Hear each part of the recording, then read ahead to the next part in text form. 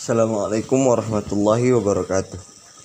Perkenalkan, nama saya Muhammad Rifki MDS, NIM 11 18 090 000073. Di sini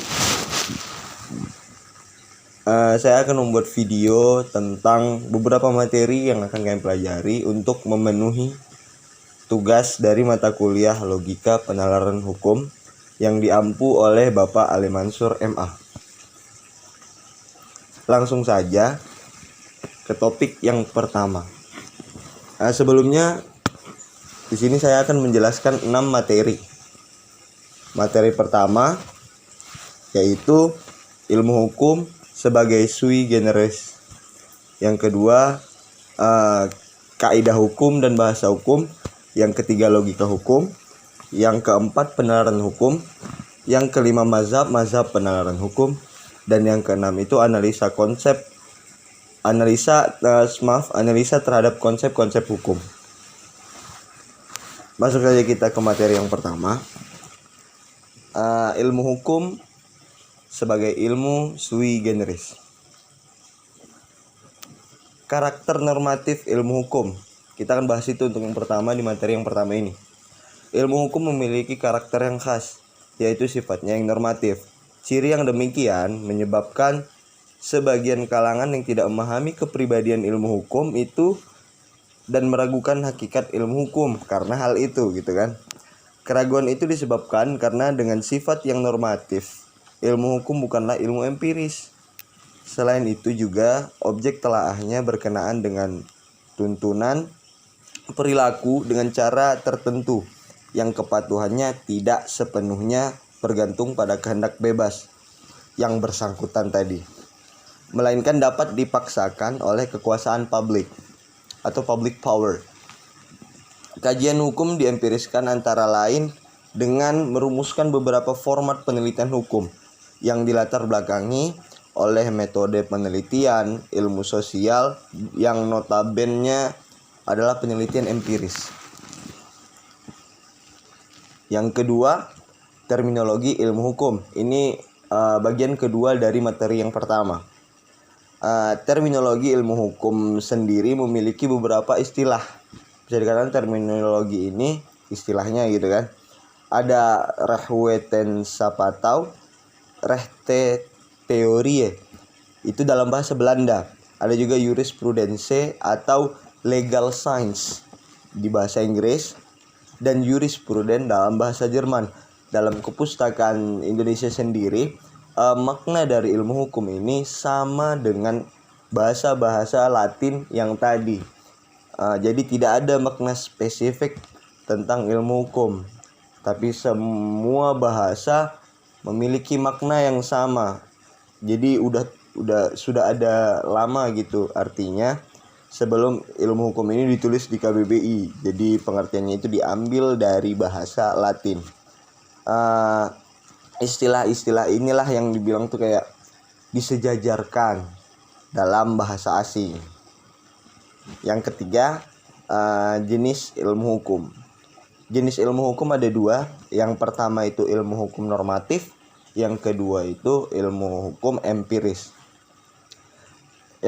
Ilmu hukum normatif dapat diartikan sebagai norma tertulis yang dibuat secara resmi dan diundangkan oleh pemerintah dari suatu masyarakat. Jadi bisa dikatakan peraturan ini dibuat, ditulis, dan diresmikan. Jadi mungkin peraturannya berawal dari masyarakat yang menginginkan sebuah peraturan, lalu disahkan dan menjadi sebuah undang-undang yang sifatnya mengikat. Yang kedua, ilmu empiris. Ilmu empiris merujuk bahwa untuk memperoleh pengetahuan faktual tentang kekayaan aktual dan karena itu bersumber pada empiris. Empiris itu adalah sebuah pengalaman dan eksperimental, atau bisa dibilang pengalaman yang kita terima yang tidak sengaja gitu dan menimbulkan sebuah hukum. Ilmu empiris disebut juga dengan ilmu positif yang terdiri dari ilmu-ilmu alam dan ilmu-ilmu manusia. Makanya tadi seperti kita sedang melakukan suatu kegiatan, kita mendapatkan sebuah pengalaman Pengalaman itulah yang dijadikan sebuah hukum untuk merujuk suatu kejadian nantinya, seperti itu. Yang keempat ada lapisan ilmu hukum. Berbeda dengan lapisan bumi tentunya, karena lapisan ilmu hukum yang dipandang di sini itu seperti sudut pandang teori hukum. Jadi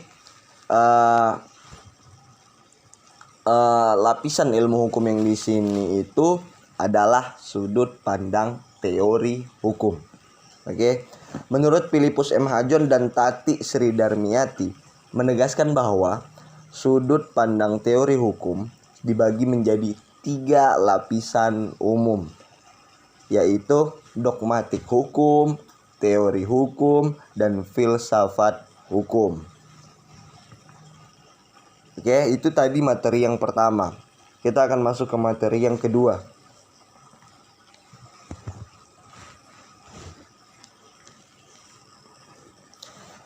Yang pertama, pengertian kaidah hukum. Kaidah hukum adalah peraturan yang dibuat atau dipositifkan secara resmi oleh penguasa masyarakat atau penguasa negara, mengikat setiap orang dan berlakunya dapat dipaksakan oleh aparat masyarakat atau aparat negara. Menurut Hans Kelsen, tata kaidah hukum dari suatu negara itu merupakan suatu sistem kaidah-kaidah sederhana. Dapatlah diuraikan beberapa kata seperti tingkat paling bawah dari tata kaidah tersebut terdiri dari kaidah-kaidah individual yang dibentuk oleh badan-badan pelaksana hukum, khususnya pengadilan.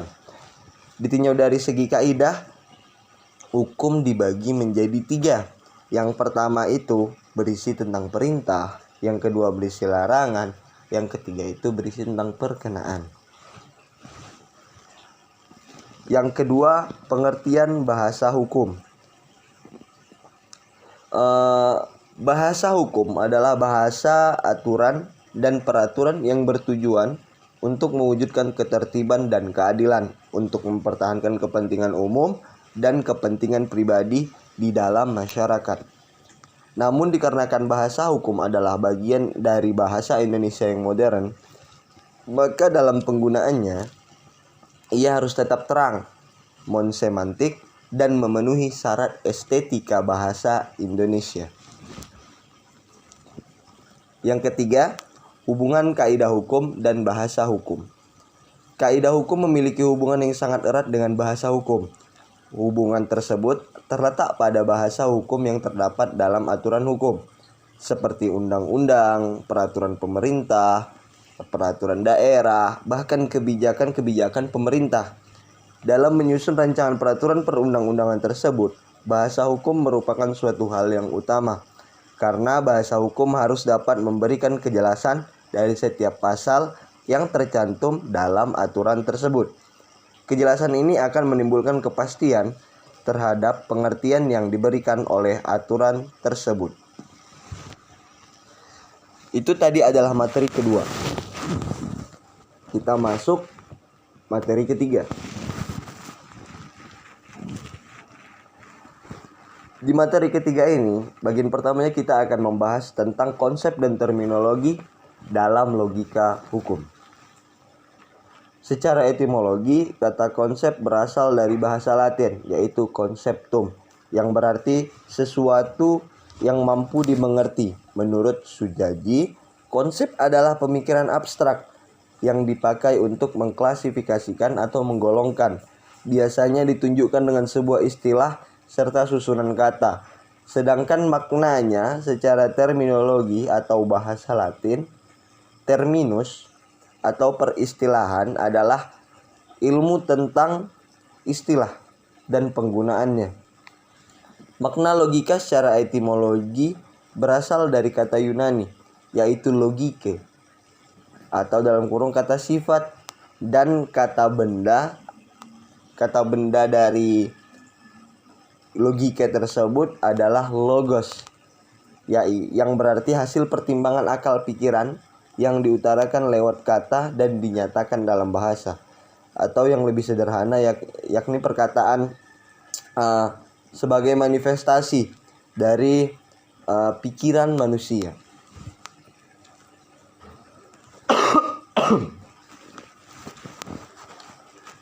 Yang kedua, prinsip dasar logika dalam penalaran hukum. Yang pertama, di dalam bagian ini ada empat bagian yang akan kita bahas. Yang pertama adalah asas identitas atau principium identitatis atau law of identity. Ia adalah dasar dari semua pemikiran dan bahkan asas pemikiran yang lain.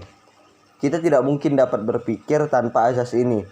Prinsip ini menyatakan bahwa sesuatu itu adalah dia sendiri, bukan lainnya. Jika kita beri rumusan akan berbunyi, bila proposisi itu benar, maka benarlah ia. Oke, masuk yang kedua, asas kontradiksi atau principium contradictoris atau law of contradiction. Prinsip ini menyatakan bahwa pengingkaran sesuatu tidak mungkin sama dengan pengakuannya. Jika hendak kita rumuskan akan berbunyi, tidak ada proposisi yang sekaligus benar dan salah. Jadi bisa dibilang tidak bisa dalam satu proposisi, tidak bisa benar dan salah dalam keduanya. Jadi kalau salah ya salah, kalau benar ya benar. Itu maksudnya. Jadi tadi ya.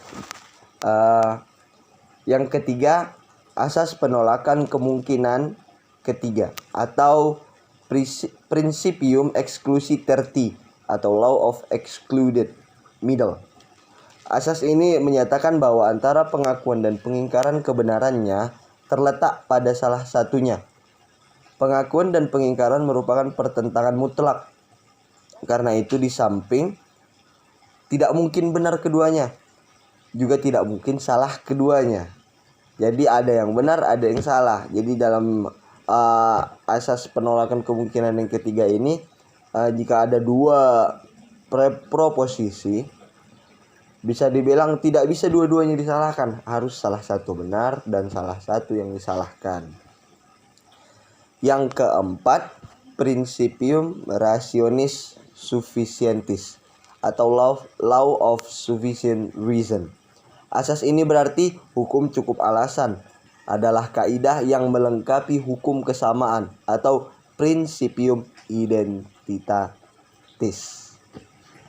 Oke, masuk ke pembahasan ketiga. Menggunakan logika dalam penalaran hukum. Penalaran hukum memperlihatkan eratnya hubungan antara logika dan hukum. Logika sebagai ilmu tentang bagaimana berpikir secara tepat dan dapat memikirkan hukum, atau sebaliknya, ide, gagasan, dan opini hukum pada dasarnya bersifat logis juga. Hans Kelsen dalam buku Essay in Legal of Moral Philosophy menulis bahwa sifat logis merupakan sifat khusus hukum, yang berarti bahwa dalam relasi-relasi timbal balik mereka, norma-norma hukum sesuai dengan asas-asas logika. Dengan penalaran hukum, hukum tidak dipahami sekedar soal hafalan pasal-pasal belaka. Hukum juga bukan sekedar aturan-aturan atau norma-norma yang ditetapkan oleh otoritas tertinggi. Atau dalam hal ini bisa dibilang dewa-dewi pada dulunya, alam semesta, atau legislator, Tuhan, dan sebagainya gitu. Sehingga wajib diikuti, melainkan hukum pun harus mendasarkan diri pada sifat logis ini gitu. Logis seharusnya menjadi salah satu karakter atau sifat dari dasar hukum ini. Itu tadi yang bahasan terakhir itu bahasan terakhir di bab 3. Ya. Ini sekarang kita bab 4 atau kita bilang di sini materi keempat, yaitu tentang penalaran hukum. Yang pertama di bagian keempat ini kita akan bahas konsep dan terminologi dalam logika hukum. Legal reasoning adalah suatu kegiatan untuk mencari dasar hukum terdapat di dalam suatu peristiwa hukum baik yang merupakan perbuatan hukum seperti perjanjian, transaksi, perdagangan, dan lainnya gitu. Ataupun yang merupakan kasus pelanggaran hukum seperti pidana, perdata, atau administratif. Dan memasukkan ke dalam peraturan hukum yang ada bagi para hakim legal reasoning. Ini berguna dalam mengambil pertimbangan untuk memutuskan suatu kasus. Sedangkan bagi para praktisi hukum legal reasoning ini berguna untuk mencari dasar bagi suatu peristiwa atau perbuatan hukum dengan tujuan untuk menghindari terjadinya pelanggaran hukum di kemudian hari dan untuk menjadi bahan argumentasi apabila terjadi sengketa mengenai peristiwa ataupun perbuatan hukum tersebut. Yang kedua, unsur-unsur dalam penalaran hukum. Unsur-unsur di sini bukan merupakan bagian-bagian yang harus menyusun suatu penalaran, tetapi merupakan hal-hal sebagai prinsip yang harus diketahui terlebih dahulu. Karena penalaran adalah suatu proses yang sifatnya dinamis, tergantung pada pangkal pikirnya atau bisa dibilang dasar pemikirannya gitu. Unsur-unsur penalaran yang dimaksudkan adalah tentang pengertian, karena pengertian ini merupakan dasar dari semua bentuk penalaran gitu. Untuk mendapatkan pengertian tadi, sesuatu yang kita jadikan pengertian itu harus dianalisa dengan baik gitu. Analisa dengan baik dalam bentuk pemecah belahan sesuatu pengertian umum ke pengertian yang menyusunnya. Hal ini secara teknis disebut dengan istilah pembagian. Masuk yang ketiga, hubungan antara konsep, proposisi, dan penalaran hukum. Untuk dapat berbuat lebih lanjut terhadap sesuatu, maka tindakan tanda kutipin ya, mengerti merupakan langkah awal yang perlu dilakukan. Untuk mengkomunikasikan lebih lanjut apa yang dimengerti tersebut, digunakan bahasa, digunakan kata-kata. Untuk dapat berpikir lebih lanjut secara tepat, diperlukan juga pengertian-pengertian yang tepat pula. Akal budi yang memanfaatkan panca indera untuk menangkap gambaran tentang sesuatulah yang menimbulkan pengertian ini. Jadi, pengertian adalah tanggapan atau gambaran yang dibentuk oleh akal budi tentang kenyataan yang dimengertinya melalui tangkapan panca indera. Pengertian disebut pula sebagai konsep. Kemudian konsep adalah ide-ide penggambaran untuk bisa berkomunikasi atau memberitahukan atau mengkomunikasikan pengertian yang diperoleh secara lebih bermakna, maka diperlukan alat pemikiran lebih lanjut. Jadi pengertian yang diperolehnya itu kalau ingin dikemukakan secara lebih bermakna lagi, diperlukan alat pemikiran yang lebih lanjut, yaitu pernyataan atau proposisi. Penalaran dalam hukum beranjak dari pengertian atau konsep. Salah satu cara yang seringkali digunakan untuk menjelaskan konsep adalah definisi. Jadi sebenarnya pengertian dan definisi itu merupakan satu hal yang sama.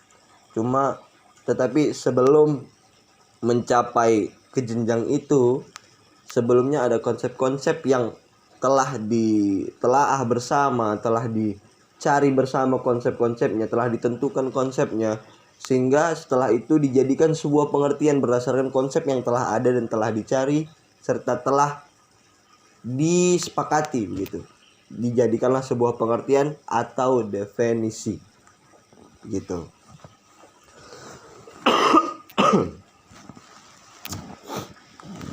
Yang keempat, jenis penalaran hukum. Yang pertama itu ini terdiri dari dua, sebelum ini terdiri dari dua. Yang pertama itu adanya suatu pola berpikir yang secara luas dapat disebut logika, atau dapat dikatakan bahwa kegiatan penalaran merupakan suatu proses berpikir logis, di mana berpikir logis di sini harus diartikan sebagai kegiatan berpikir menurut suatu pola tertentu, atau dengan kata lain menurut logika tertentu. Yang kedua, adanya sifat analitik dari proses berpikir manusia. Penalaran merupakan suatu kegiatan berpikir yang menyadarkan diri kepada suatu analisis, dan kerangka berpikir yang dipergunakan untuk analisis tersebut adalah logika tadi. Itu tadi akhir materi keempat. Kita sekarang masuk ke materi kelima atau bab kelima tentang mazhab penalaran hukum. Yang pertama, mazhab hukum alam. Dalam rangka filsafat teleologis ini, yang pandangannya menitik beratkan pada alam, sejumlah filosofi Yunani kuno menarik konsekuensi-konsekuensi berkenaan dengan hakikat hukum, sehingga teori hukum mereka itu disebut teori hukum alam gitu. Dengan demikian diperolehnya nama teori hukum alam adalah karena dasar pandangan ini gitu. Jadi karena dasar mereka yang mengkaitkan secara erat antara hukum dan alam begitu. Yang kedua, mazhab hukum positif. Mazhab hukum positif menurut Hans Kelsen yang diikuti Lili Rashidi merupakan suatu teori tentang hukum yang senyatanya dan tidak mempersoalkan senyatanya itu. Yakni apakah senyatanya itu adil atau tidak adil gitu. Selain itu, dapat dikatakan bahwa hukum positif merupakan kebalikan dari hukum alam, sebab mazhab ini mengidentikan hukum dengan undang-undang. Satu-satunya sumber hukum adalah undang-undang. Positivisme hukum ada dua bentuk. Yang pertama itu positivisme yuridis, yang kedua itu positivisme sosiologis. Itu. Yang ketiga, mazhab utilitarianisme. Utilitarianisme adalah aliran hukum yang menempatkan kemanfaatan sebagai tujuan utama hukum. Kemanfaatan yang dimaksud dalam aliran ini adalah kebahagiaan atau happiness.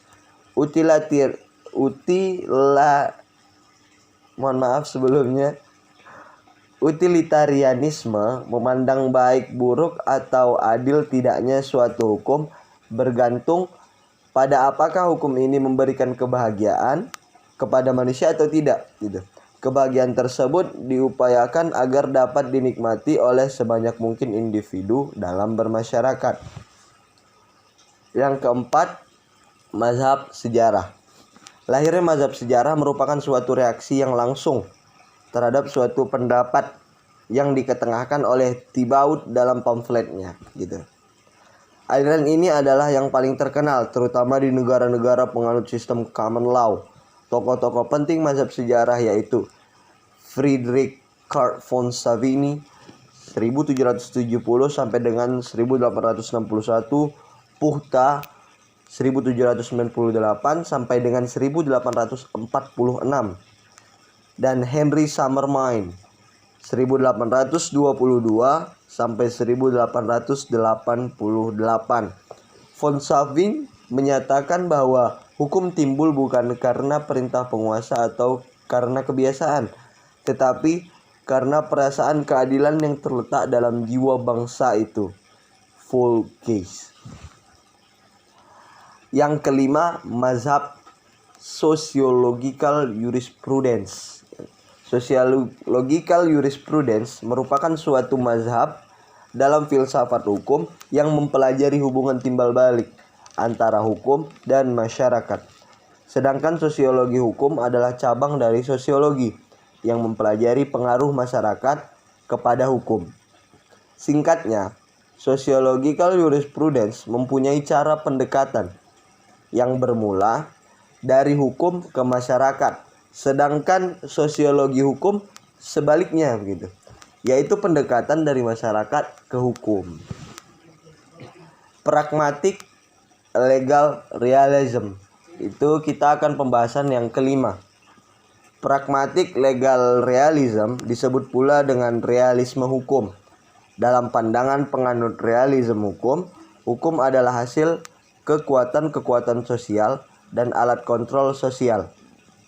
Pembentuk hukum dapat meliputi kepribadian manusia, lingkungan sosial, keadaan ekonomi, kepentingan bisnis, gagasan yang sedang berlaku, emosi-emosi yang umum, dan hasil hukum dalam kehidupan.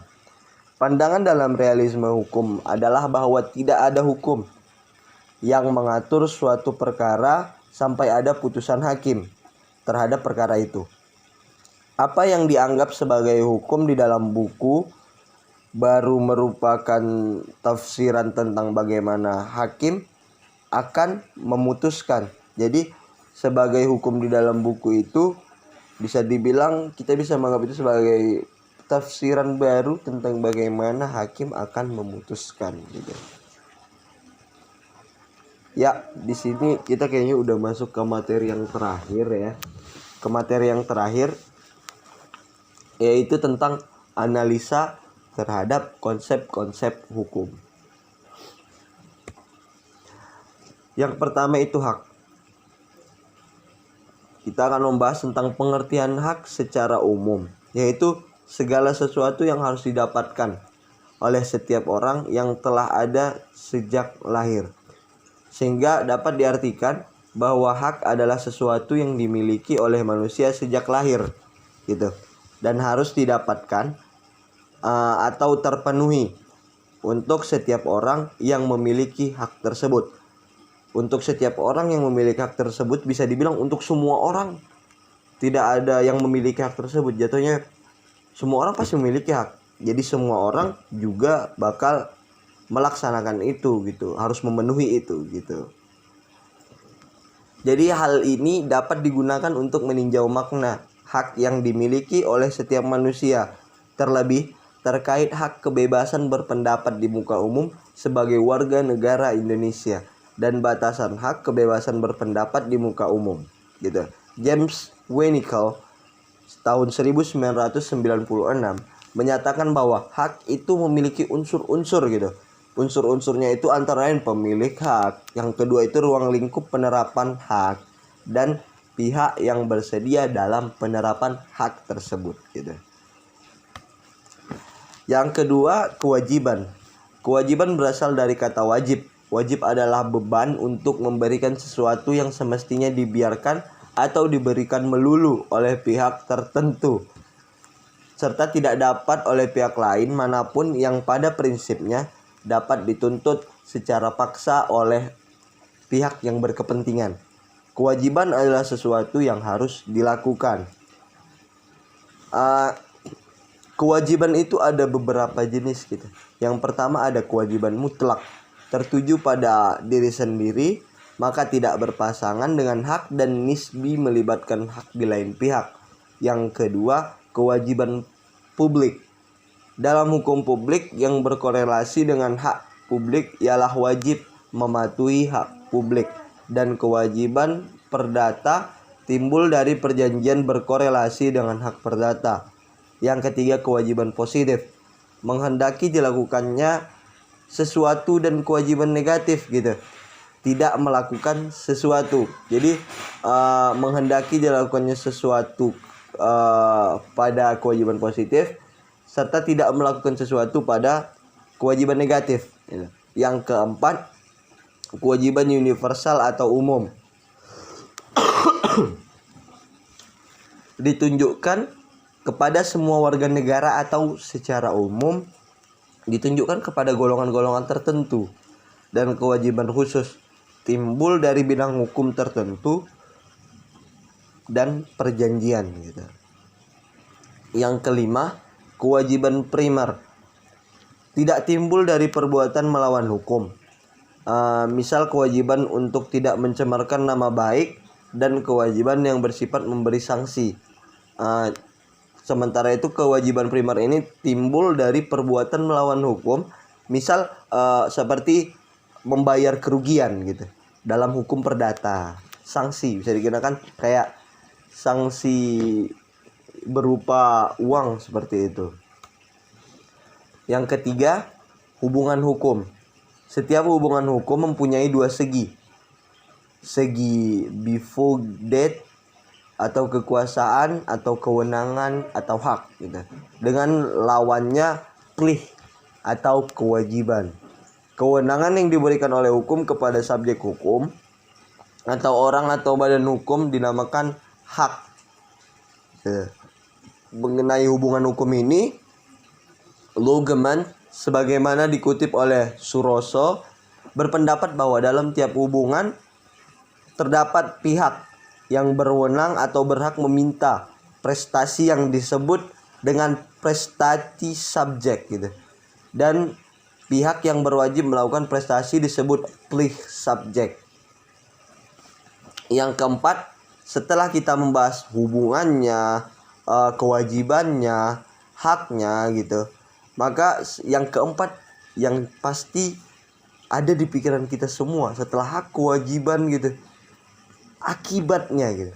Akibat hukum adalah suatu akibat yang ditimbulkan oleh hukum terhadap suatu perbuatan yang dilakukan oleh subjek hukum. Ahmad Ali 2008 192. Akibat hukum merupakan suatu akibat dari tindakan yang dilakukan untuk memperoleh suatu akibat yang diharapkan oleh pelaku hukum. Akibat yang dimaksud adalah akibat yang diatur oleh hukum, sedangkan tindakan yang dilakukan merupakan tindakan hukum, yaitu tindakan yang sesuai dengan hukum yang berlaku. Ini dikutip dari Suroso tahun 2006. Setelah melaksanakan kewajibannya, ada haknya, ada akibatnya, maka yang timbul selanjutnya adalah tanggung jawabnya. Karena setelah dijatuhin akibat, maka yang ada setelahnya tanggung jawab hukumnya gitu. Tanggung jawab berdasarkan definisi dari responsibility adalah kewajiban bertanggung jawab atas undang-undang yang dilaksanakan dan memperbaiki kerusakan yang ditimbulkannya. Menurut Kamus Besar Bahasa Indonesia, tanggung jawab adalah kewajiban menanggung segala sesuatu. Bila terjadi apa-apa, boleh dituntut, dipersalahkan, diperkarakan, ataupun ya seperti itulah. Dalam kamus hukum, tanggung jawab adalah suatu keharusan bagi seseorang untuk melaksanakan apa yang telah diwajibkan kepadanya.